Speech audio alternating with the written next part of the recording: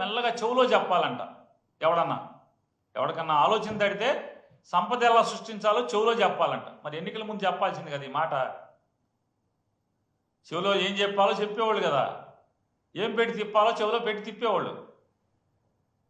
ఆ రోజేమో ప్రగల్భాలు పలకటం, డబ్బాలు కొట్టుకోవటం,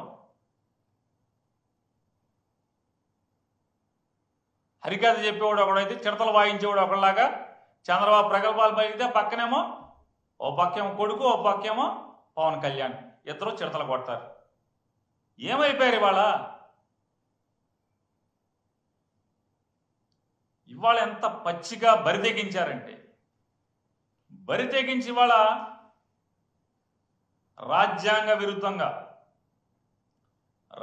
విరుద్ధంగా అప్పు చేయటం కోసం ఈ జీవోని రిలీజ్ చేయడం జరిగింది. Government of Andhra Pradesh mines and minerals GO MS number 69 dated April 24, 2025